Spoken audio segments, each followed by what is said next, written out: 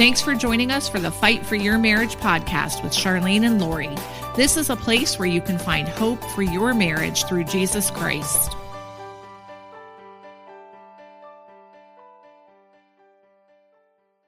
Hi, it's Lori. I'm so glad you're with us for another episode of the Fight for Your Marriage podcast. Today, I am flying solo, and I had the opportunity to sit down with Heather Palacios from the Wondherful ministry, and you're going to hear her story of choosing life day after day. And I want to just give you a trigger warning that today's topic is a sensitive topic, and we're going to be talking about the topic of suicide. And if this is something that you need to skip this episode, because it will bring up some things that you don't want to think about, I just want to warn you what our discussion is going to be about. But I want to tell you that Heather has a beautiful testimony of struggling with suicide since childhood, and how she has continually chosen to live, and how now she has developed this ministry called Wondherful and is giving hope to thousands of people around the world with her Lifeboxes that she gives out. And so I really think that today's episode is going to help the person who is maybe struggling and thinking that life is hopeless and looking for some encouragement. It's also going to help the many of you who I know we have who have lost a loved one to suicide.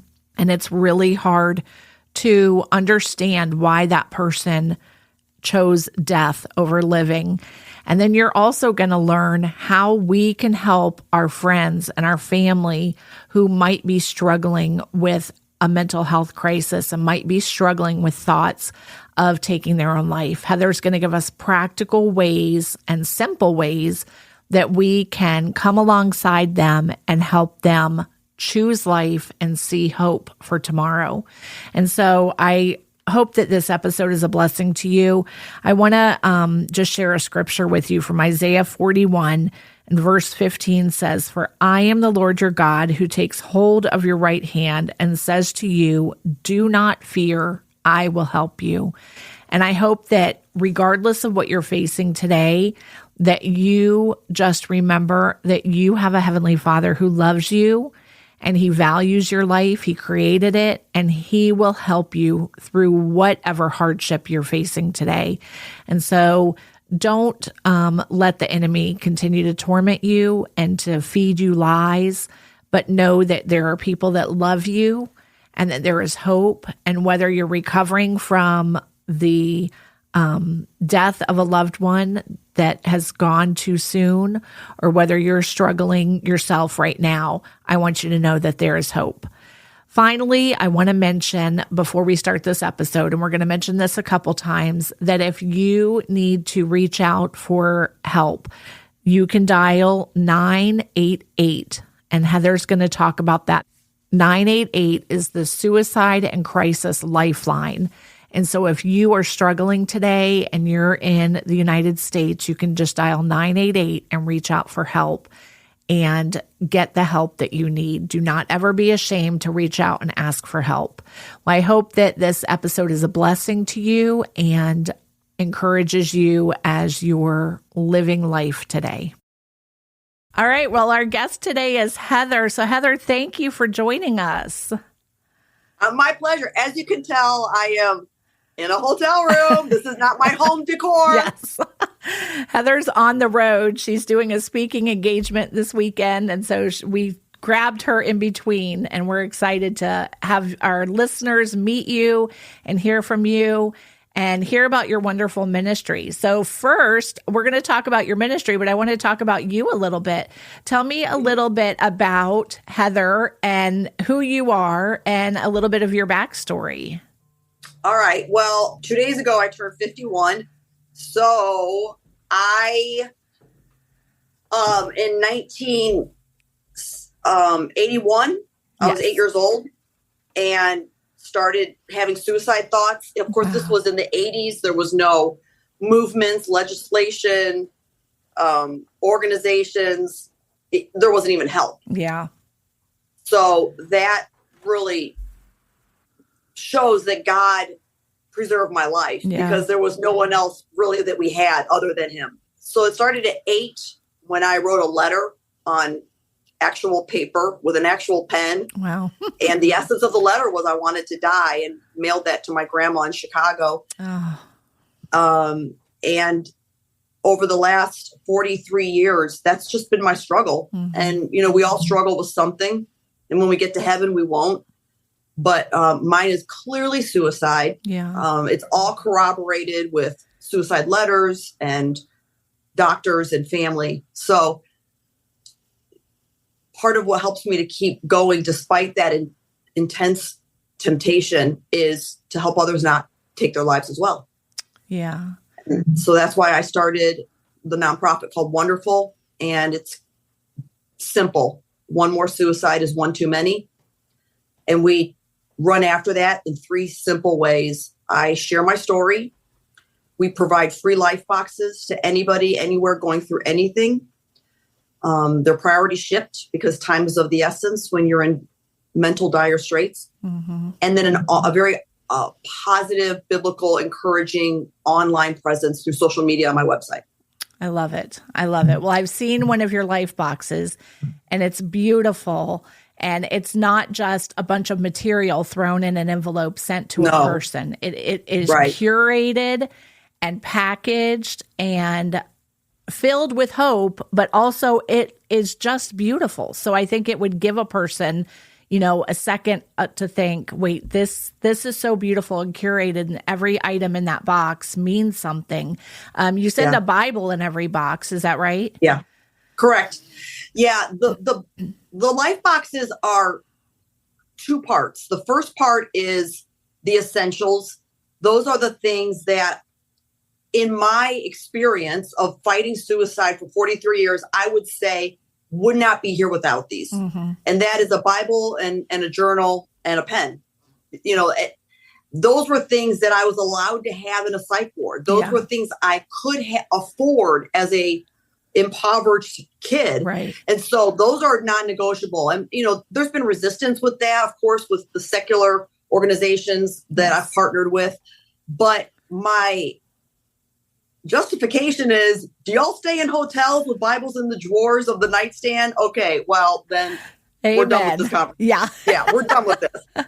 Just because it's in your Lifebox doesn't mean you have to read it, but it's going in your Lifebox. That's awesome. And then everything else that's added to the Lifebox is what we call, extras or tchotchkes. And those are the things that are personal to the person's age, gender, and mental affliction.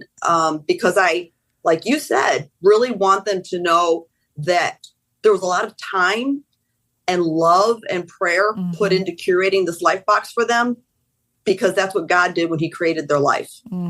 That's great. Well, let's talk about suicide a bit. A lot of our listeners, as I was telling you earlier, have interacted with people that have had suicidal thoughts, or they've been directly impacted by it where they have had a loved one that they've lost to suicide. And so I want to talk about both angles of it. What does it do, first of all, to be in a marriage when you have a person who is struggling with suicidal thoughts? How can a spouse come alongside and help that person and encourage them and show them hope? Right. That's a great question that my husband and I have been asked a lot. Mm-hmm. We've been married for 26 years. All 26 years, I have struggled with suicide. He has seen more than he signed up to see. Mm-hmm. But he's still with me. So, I do believe that we have street credibility in the sense that, we're still married despite 26 years of an unusual affliction thorn in our side as a married couple. And there's I have a YouTube page, and my YouTube page includes a message where I speak specifically to this question: how to live and love someone who's mentally afflicted. And so I really want to encourage anybody that's watching this right now to check that out, because it's chock full of experience and biblical foundation on how to do this, how to be married to someone like me. Yeah. I joke when I start this message off, when I share it, and I say, it's one thing to be crazy, but it's another to be married to it, because I was really good at convincing my husband to walk down the aisle with me. Yeah. And and I knew at that stage of my life what my struggle was. I had already attempted several times and just kept that secret from him. So the number one thing that my husband would say when it comes to staying married to somebody like me is, I love the way he says it so concisely. It's my job to love Heather, and it's God's job to save Heather. Mm-hmm. And that's the boundary that he lives on. And I like that because it's simple. Yes. And it's doable. Mm-hmm. There's been times where he has had to tell, not many, but a couple of times where he's had to have our kids stay in the car. Mm-hmm. This happened during COVID because he needed to go in and make sure I wasn't dead. Mm. And so let's say he did find me dead. Raul would not be held liable for my death. Mm-hmm. God said in the covenant of our marriage that the two become one, and in sickness and in health till death do us part. And by loving me through all of this, Raul is upholding what God requires of him. Mm-hmm. But God does not require my husband or anybody else's spouse to lay down their life to save mine, mm-hmm.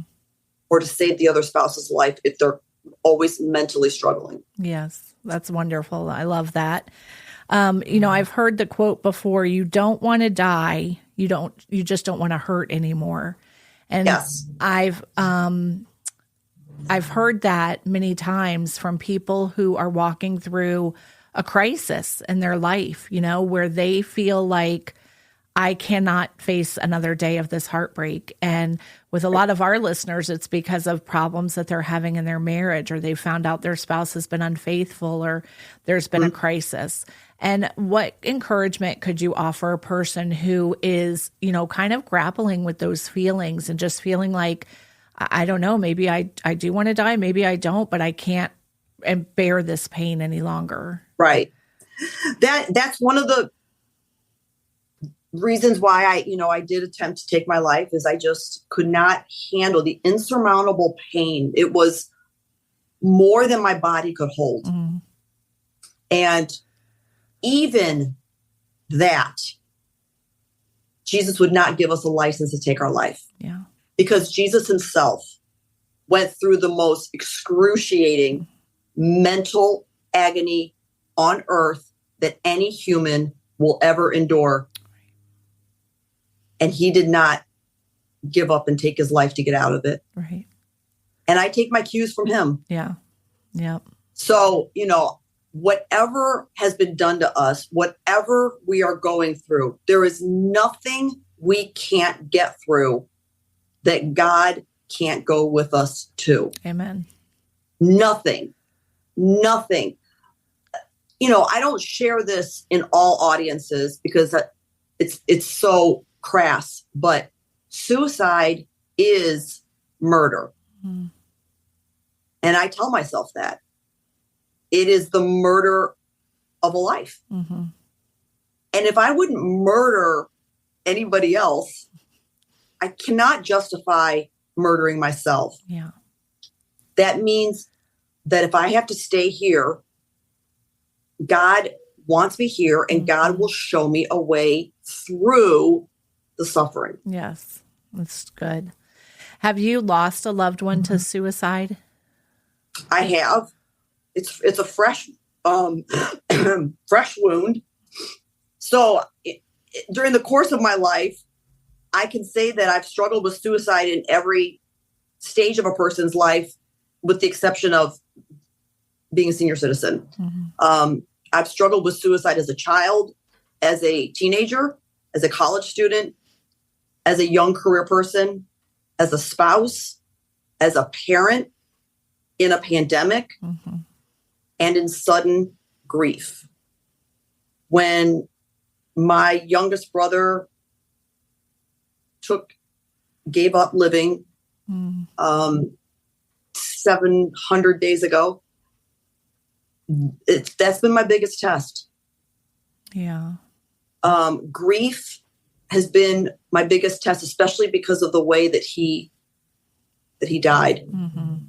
He died breaching, our pact. We were close. We've always had each other's back because we both struggle with the same things. And he shocked me 700 days ago when he broke that pact. And I had to go and identify him. So it's just really, I feel like the devil has tried so many ways to get me to kill myself. And I feel like this one, he really went with all gusto. Yeah. Into trying to get me to do that. And I'm still here, and it's hard. Yeah. Grief, unexpected grief wrapped up in a suicide is brutal. Mm-hmm. So you've experienced it from both sides. You can identify with a person who struggles with those thoughts. And now on the other side of it, you're walking through that grief and that sudden loss and trying to understand what were they thinking? Why couldn't he reach out to me? All the questions. What would you say to a person who has lost a loved one to suicide? I don't have a lot to say. I would just want to send them our grief life box. And I would want to pray for them because it has been like right now, like you said, I'm preparing to go speak, and, the message I'm doing is the message about my brother and what he did. And it's just so painful. And there's no words.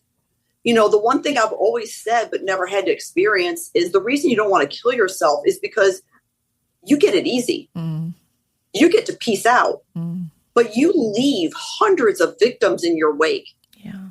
And they will struggle the rest of their lives because of you, wondering, asking, desperately seeking answers that they'll never get. And now I understand that. What could a person do that's struggling with feelings of suicide? Who should they reach out to?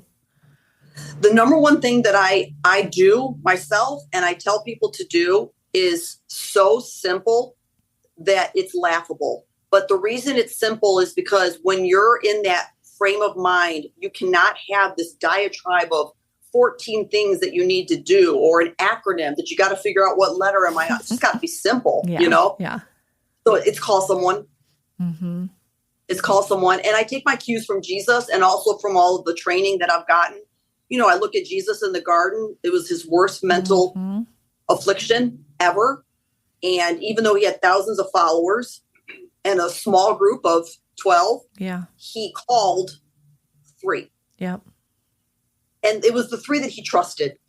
And so I tell people, the first thing you need to do is call someone, because whoever you decide to call is not going to, on the other end of the line, encourage you to do it. The first person that comes to your mind to call, they mean something to you. Yeah. And they would miss you.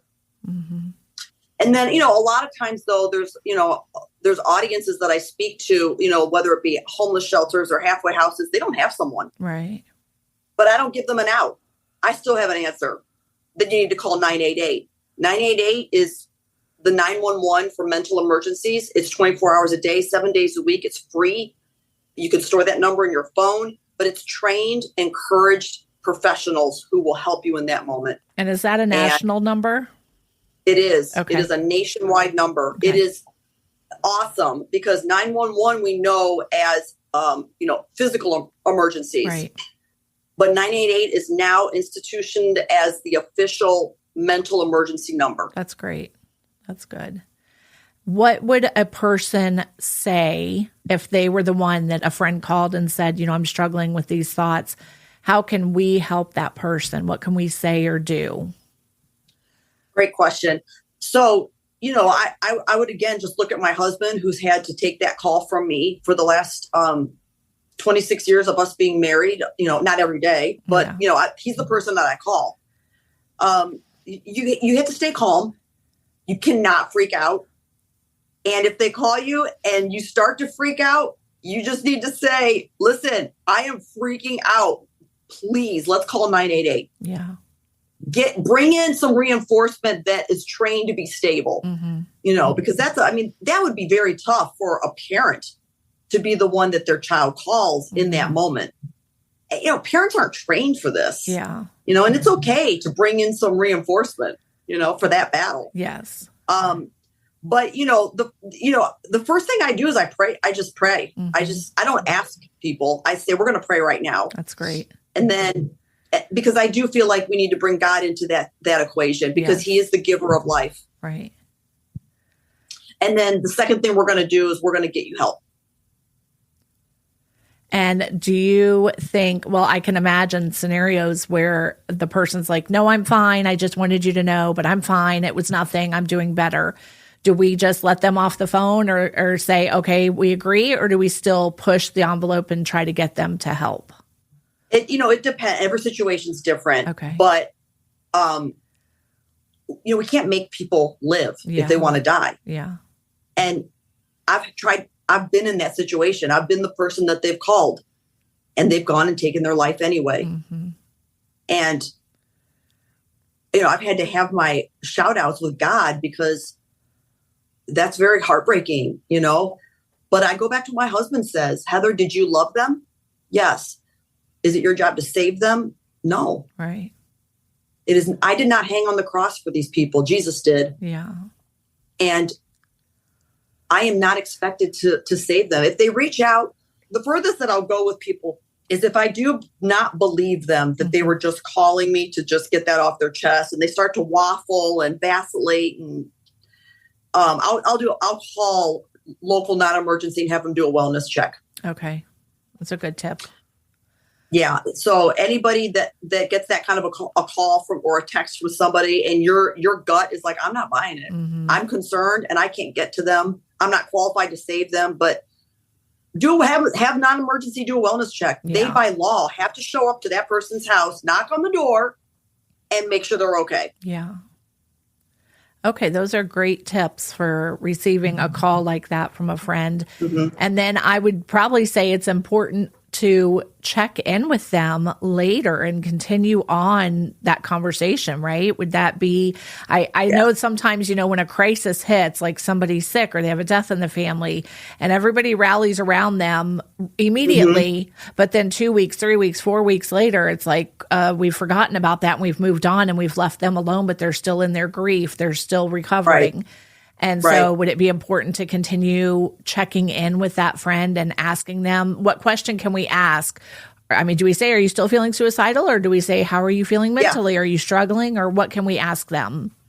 Well, you always want to use the vernacular and call it what it is. Okay. One thing that research is emphatic about and that I am emphatic about is don't tiptoe around the vernacular. Don't find substitution words. Don't beat around the bush. We need to call it what it is. Are you thinking about killing yourself? Okay. And if you want to follow up, you can say, hey, I'm just checking in on you. Are you still having suicidal thoughts? Okay.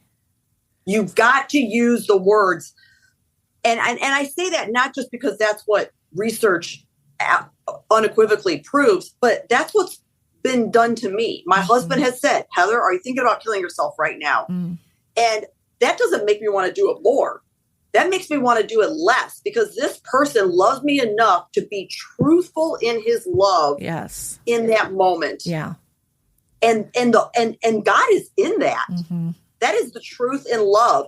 If my husband would, try to come up with a flowery, ambiguous way to tiptoe around it, and maybe I'm confused. Right. What are you doing? What are you trying to say? What are you trying to, so just, are you thinking about killing yourself?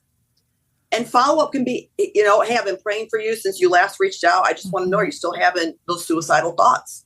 Okay. That makes sense. That's good. That is good advice. Okay, let's talk about your Lifeboxes a little more, because I love what your ministry is doing. And you have a variety of boxes. So you're also working with, I think I've heard that you've sent them to military personnel as well. Is that right? Yes. Suicide is everywhere. Yeah. And what we've done is a slow progression of having a variety based on the reasons people have reached out and requested a life box over the years. And so the ones we display on our website are the ones we get asked for the most. Now we'll curate it for anything. Mm-hmm. Like the one that's not displayed on the website to request a life box is pet loss. Oh, but believe it or not, people can find themselves hurting so much from the loss of their pet because that's all they have. Mm-hmm. They don't want to live anymore. So we've done pet loss life boxes. Wow. But the ones that we do are veterans, first responders, teachers. We do students, children. We do anxiety, depression, severe sickness or terminal illness. We do bullying. We do loneliness. We do grief. We do addiction, and PTSD/trauma. Wow. That's wonderful. So wonderful. How many boxes have you sent out?